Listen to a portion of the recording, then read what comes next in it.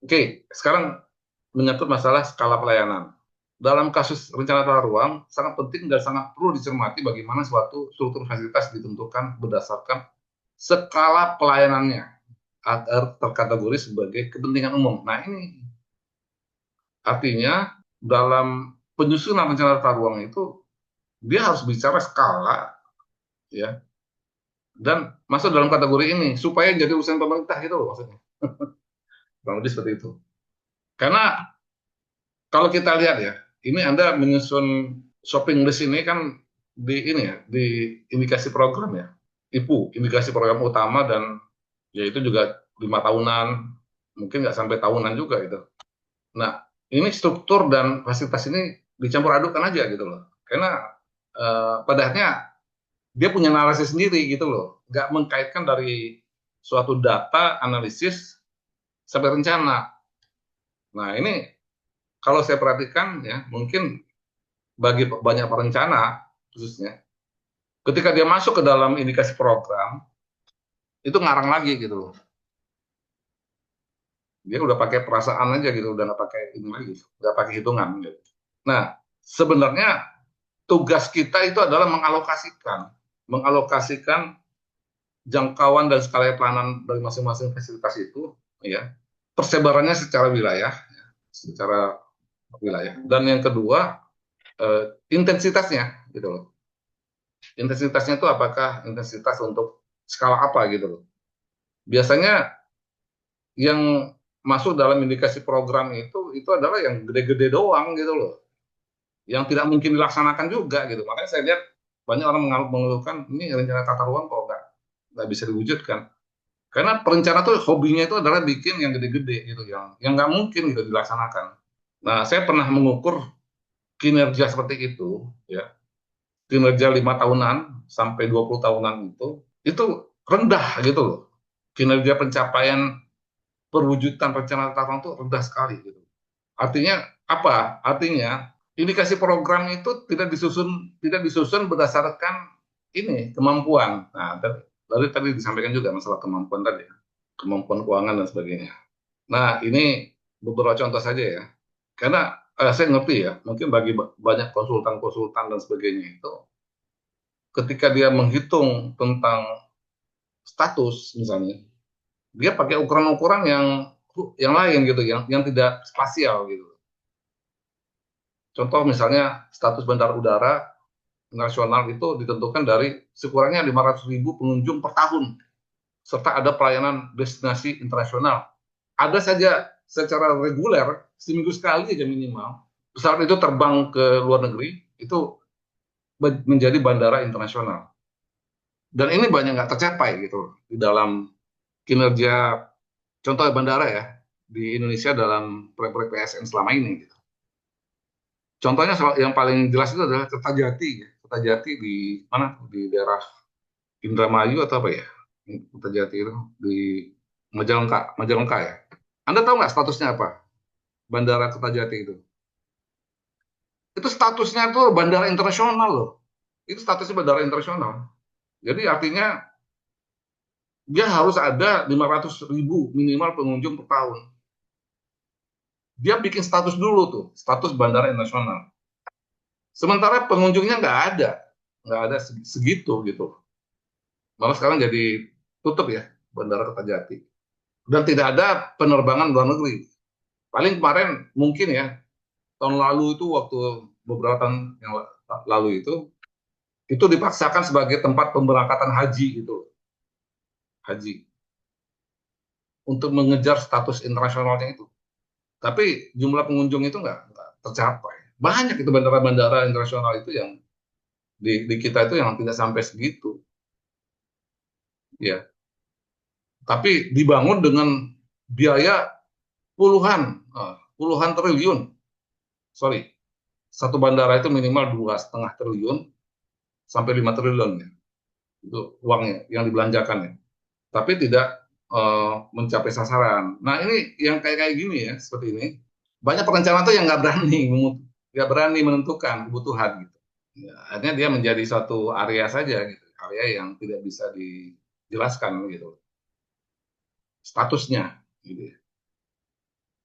Banyak itu seperti yang kemarin yang saya di Kediri, Kediri juga dibangun Cepu, Cepu bandara. Termasuk juga pelabuhan-pelabuhan, ya. Pelabuhan-pelabuhan itu banyak yang dibangun jor-joran karena kemarin proyek PSN itu dia mengejar heavy infrastructure, proyek besar yang butuh duit banyak gitu ya, supaya ngutangnya banyak gitu. Ternyata nggak efektif. Contoh, kalau kalian ke Danau Toba, ya, itu kan dipaksakan untuk jadi destinasi wisata internasional. Sekarang dan untuk mengejar itu, mereka bikin jalan yang bagus dan pelabuhan-pelabuhan yang fasilitasnya sangat lengkap gitu loh. Nah, saya harus jelaskan itu ya. Dan itu mahal gitu loh, mahal sekali. Tapi kapal yang bersandar di tempat itu hanya sehari atau kali. Nah, ini artinya over capacity ini. Eh, bukan over capacity, over supply gitu ya, over supply. Jadi fasilitas yang dibangun itu tidak yang dibangun dengan sangat mahal, tapi ternyata dimanfaatkan dengan sangat minimal gitu loh. Nah, ini yang disebut dengan ini ya. Namun bagaimanapun juga ini tantangan ya di dalam perencanaan ini untuk bisa menentukan ya secara jujur tentang jangkauan dan skala pelayanan ini ya, serta statusnya gitu.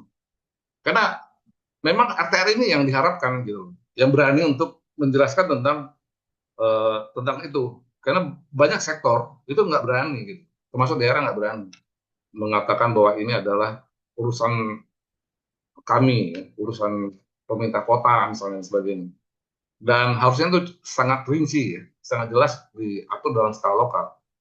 Ini terutama Anda ketika menyusun rencana detail tata ruang RTR ya, ini harus sampai pada skala blok nih. Karena pakai skala 5.000 kan, 1 banding 5.000, ya harus sampai ke blok loh. Nggak, jangan ukuran kota lagi yang digunakan, lebih mudah diatur. Rencana rinci itu tidak boleh bicara area abu-abu, dia harus sangat jelas gitu. Karena di bawah rencana rinci itu tidak ada lagi rencana lain. Itu udah yang paling detail, rencana detail. Saya melihat produk-produk rencana RDTR ya, rencana rinci selama ini nggak seperti itu. Saya bilang, wah ini ngaco ini. Kenapa bikin RDTR tapi nggak berani mengatur kepada hal-hal yang lebih detail gitu. Ini saya ngomongnya juga saya sampaikan loh pada dirjennya, direktur-direkturnya, pelaksananya semuanya. Karena kalau masih ada area abu-abu dalam rencana tata ruang, ya itu berarti ada ketidakjelasan ya, di dalam peruntukannya. Skala pelayanan ini, nah kita bisa masalah skala ya tadi yang saya permasalahkan itu dialamatkan pada pusat kegiatan ya, sehingga ada istilah itu pusat kegiatan nasional, regional, lokal ya. Tapi yang kita baca dalam undang-undang, ini kebetulan bukan bagian saya waktu merumuskan ya. Ini ada teman-teman yang lain gitu. Saya nggak ikut. Tapi saya harus kritik gitu ya. Dia menempatkan permukiman sebagai komponen utama dalam skala pelayanan. Saya kira salah. Dia harus bicara fasilitas dong. Kalau udah skala pelayanan itu berarti bicara fasilitas. Bukan permukiman, bukan rumah. Rumah itu nggak bisa jadi skala pelayanan. Ya, ini dia harus memberikan manfaat dalam lingkup geografis tertentu sehingga sebenarnya kategori ini dapat berdasarkan skala ini. Gitu. Nah, artinya di dalam terutama dalam rencana rinci ya, eh, kita harus jelaskan ada fasilitas skala nasional di satu tempat yang mungkin saja bisa di samping itu ada skala kabupaten, lingkungan dan sebagainya. Asal tidak sejenis dalam satu hamparan. Nah, itu harus jelas itu loh. Oke, walaupun mungkin belum ada ya kita tuntut bahwa itu harus diadakan. Nah, itu fungsi perencana itu ya harus berani memberikan suatu arahan tentang peruntukan gitu loh. Oke. Nah, ini ya dalam pengelolaan pembangunan sebenarnya mengacu pada skala. Ada 3 skala yang digunakan dan saya juga sudah coba praktekkan ini kemarin dalam pekerjaan pengendalian ya. Adalah skala geografis, ya, skala ekonomi dan skala manajerial. Artinya, ketika kita ya merencanakan ya atau melakukan pengadaan tentang sesuatu fasilitas, kita sudah bicara masalah skalanya gitu. Nah, ini pengertian skala itu seperti ini sebenarnya. Jadi contoh misalnya pembangunan flyover ya di mana ya contoh ya, flyover di mana, di depan Untar gitu misalnya ya, di depan kampus Untar itu kan dibikin flyover ya misalnya ya. Itu sebenarnya digunakan untuk memecah konsentrasi pergerakan yang ada di Selipi. Nah, itu berarti dia sudah menjangkau sampai ke sana gitu ya. Kemudian juga itu skala geografis ya. Termasuk skala geografis ini adalah rentang area yang dapat dikelola ini, maksudnya kalau memang batasnya hanya di kemampuan manajerial seseorang pimpinan ya daerah misalnya contoh gitu, hanya sebatas itu ya dia hanya itu saja gitu, jangan urusan lain yang dia nggak bisa kendalikan gitu, atau dia nggak bisa datang ke tempat itu untuk melakukan pembinaan ataupun penataan. Nah, ini hal yang penting, skala geografis. Makanya kemarin ini kan sudah diterapkan dalam beberapa kebijakan. Contohnya misalnya pemekaran provinsi di Papua, Pulau Papua.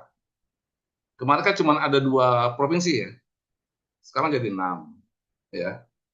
Karena pertama memang daerahnya luas gitu, luas. Satu orang gubernur itu untuk memperhatikan sekian luas wilayah itu nggak sanggup.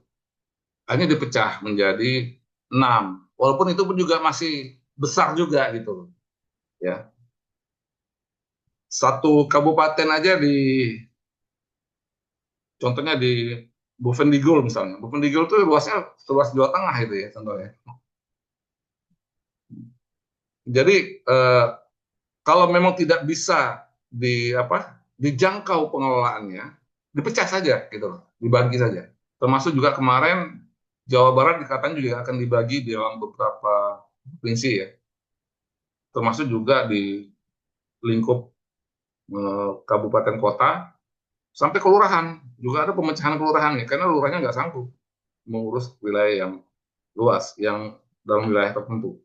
Jadi ada suatu kita menghitung kemampuan dalam skala geografis kita ketika menentukan satu fasilitas gitu.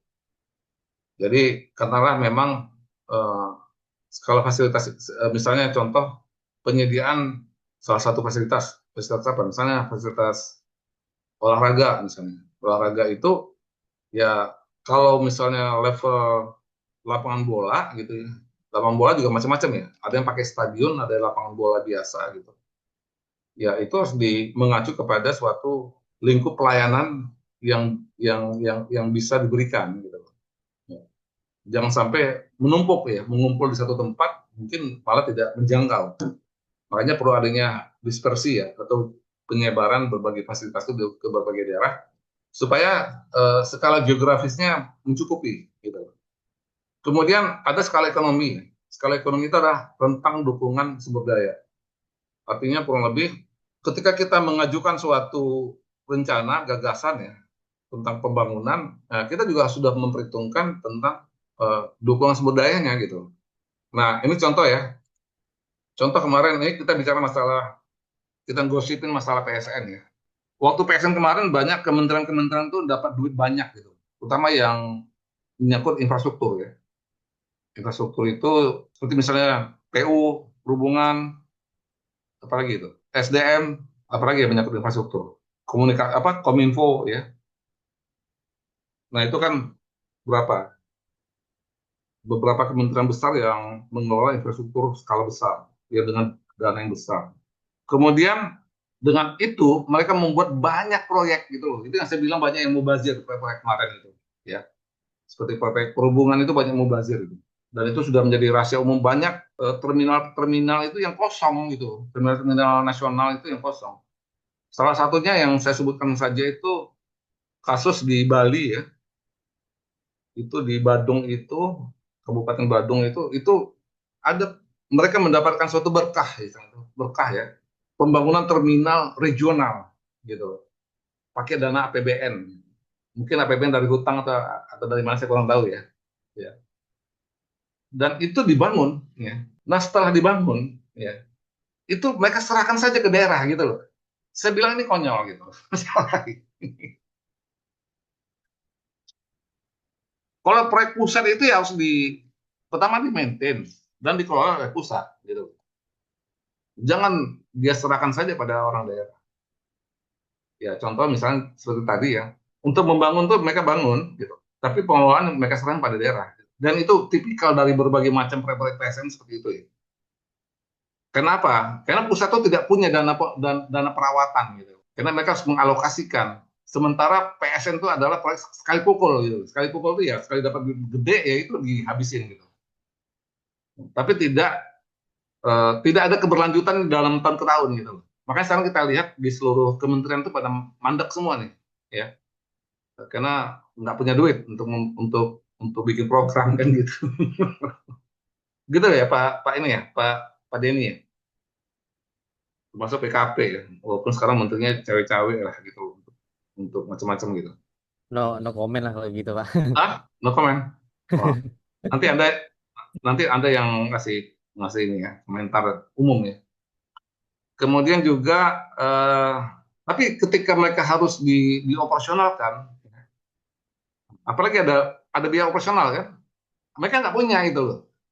Mereka kasih aja ke daerah gitu. Dan ini saya temui kasusnya di Bali yang kemarin kasus Badung itu. Orang daerahnya nggak mau gitu loh.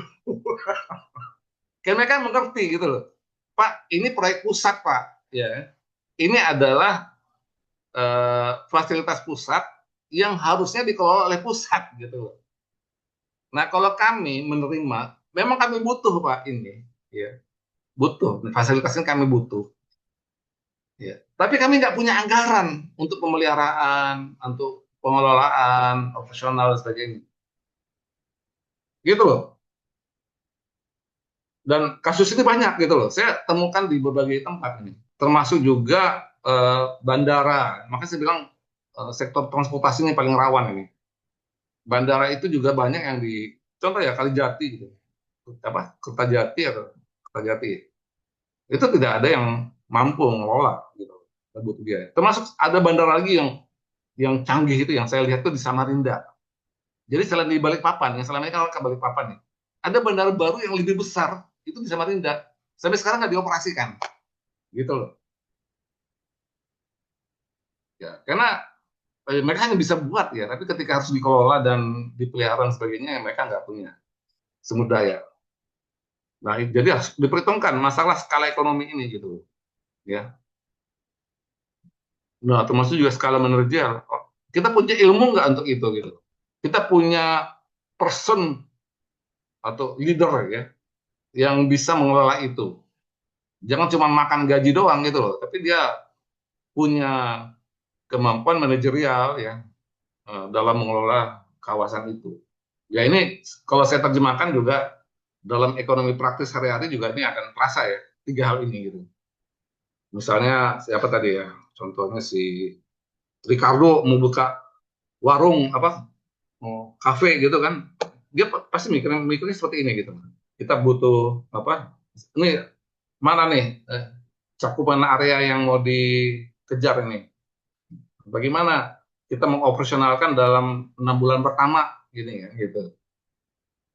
Kemudian kita punya orang-orang nggak untuk mengelola ini dan sebagainya. Nah, saya gunakan metode-metode ini waktu kemarin menentukan zona kendali ya dalam berjalan kendalian. Oke, kemudian ini tadi yang kasus di Bali ya. Secara umum, jangkauan dan skala pelayanan merupakan indikator-indikator yang dapat digunakan dalam penilaian performa perkotaan serta diukur dalam penilaian kebijakan kota. Jadi begini, ketika kita masuk ke dalam skema penilaian performa, kita gunakan acuan ini, gitu. Jangkauan dan skala. Ya. Jangan hanya menggunakan ukuran-ukuran yang ya selama ini apa ya terlalu naif ya, seperti misalnya laju pertumbuhan, ya kan, kemudian ada beberapa indikator-indikator ekonomi yang digunakan di dalam itu ya. Tapi kita juga harus mengukur bahwa apakah dalam aspek penyediaan pelayanan perkotaan ini itu sudah dipenuhi nggak gitu. Apakah mencukupi nggak gitu. Contoh ya, seperti kok saya ambil kasus Bekasi misalnya. karena sudah cukup lama dikenal ya. Di sana sekolah itu sedikit gitu loh. Dalam penyediaan sekolah aja mereka sudah tidak perform gitu. Sehingga banyak anak-anak Bekasi itu larinya ke luar daerah gitu. Nah ini artinya ketika dalam pelayanan seperti itu ya mereka tidak mencukupi. Masih juga beberapa bentuk yang lain. Kemudian hal-hal yang lain ya menyangkut masalah urban governance ya. Berarti kita bicara masalah keterlibatan berbagai pihak di dalam pembangunan. Saya nggak sempat mengembangkan tulisan atau narasi tentang ini ya. Namun nanti bisa dilihat di ini saya. Saya kirim juga tesis saya, tesis S2 saya dulu itu bicara masalah urban governance di skala metropolitan, walaupun sebenarnya belum terwujud ya di Indonesia. Dan kita sudah mulai memperhitungkan, ya, memperhitungkan kemampuan non pemerintah itu di dalam penyediaan fasilitas, gitu. Dan sudah agak teruji ya. Kemarin saya dapat ini ya, dapat di media sosial itu lagi rame itu tentang perbandingan antara menteri apa Diknas apa Mendikti Menteri Pendidikan Tinggi ya kinerjanya dibandingkan dengan salah satu yang organisasi swadaya masyarakatnya adalah Muhammadiyah gitu, dalam penyediaan perguruan tinggi. Atau saya ini ya saya tunjukkan aja videonya ya, bisa nggak ya, coba saya lihat dulu. 150 triliun, 20% benar daripada APBN. Jadi 20% APBN sudah diterjunkan ke pendidikan. Berarti duitnya ada kan? Iya, berarti duitnya ada, cuman duitnya ini mungkin nggak sampai ke bawah. Nah, itu yang harus dipertanyakan sebenarnya. Coba bayangin ya, aku baru search datanya. Ternyata PTN negeri itu ada sekitar 184. PTN negeri. Tapi kalau kita lihat ya, Muhammadiyah itu punya 170 perguruan tinggi. Bayangin ya, perguruan tinggi negeri itu ada 184. Muhammadiyah punya 171 perguruan tinggi. Ya tutup aja ke Mendikbud, kasih aja ke Muhammadiyah gimana? Lurus. Kira-kira. Lah kan berarti kan Muhammadiyah yang bukan negara aja, yang tidak dapat 600 triliun. Levelnya kan Muhammadiyah berarti level itu bisa mengelola 171 perguruan tinggi. Sedangkan negara yang punya kemudian anggaran dan segala macam ada kementeriannya juga mengurus 184 PTN itu pun dinaikkan. Nah, apa enggak sebaiknya ditukar? Oke, itu gambaran saja ya. Ternyata ada organisasi swadaya masyarakat ini juga nggak enteng-enteng amat gitu loh. Ada beberapa aspek pelayanan tuh yang disediakan ya.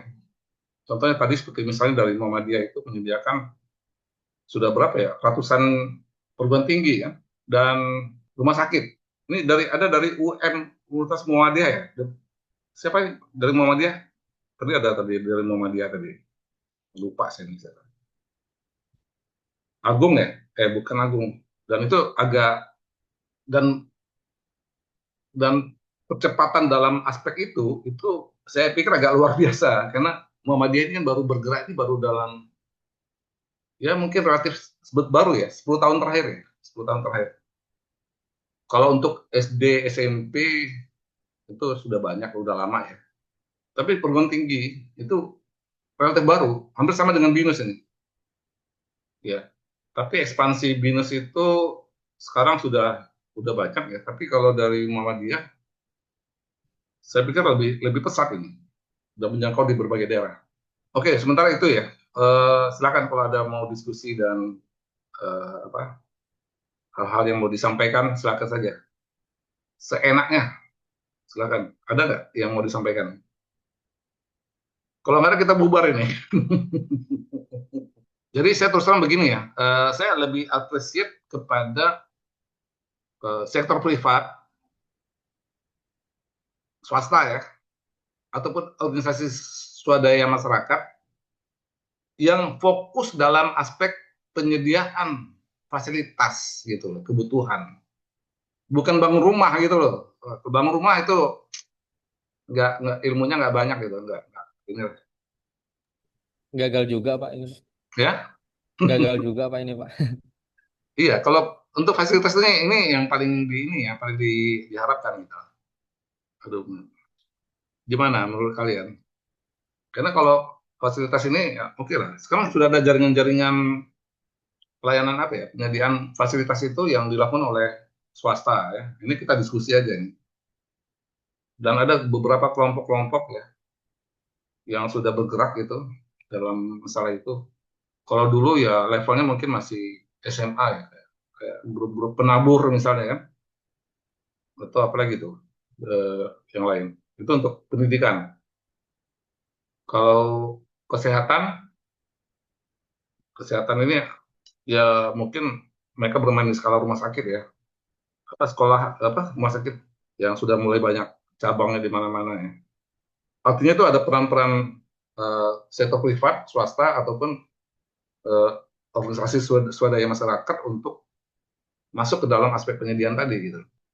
Oke, kalau keagamaan ya itu mungkin sudah ada lah organisasinya ya, keagamaan, olahraga, hiburan tuh yang banyak itu. Hiburan tuh contohnya yang apa? Salah satu yang lumayan berhasil tuh seperti misalnya Inul Fiesta karaoke ya. Ada di setiap tempat yang ramai dengan area komersial dan sebagainya.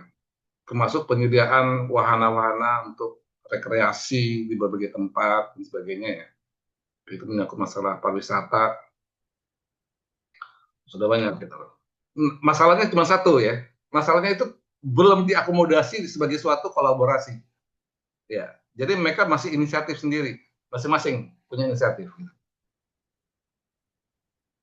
Kalau belum ada kolaborasi ya antara pemerintah dengan itu kita tidak bisa bicara masalah governance.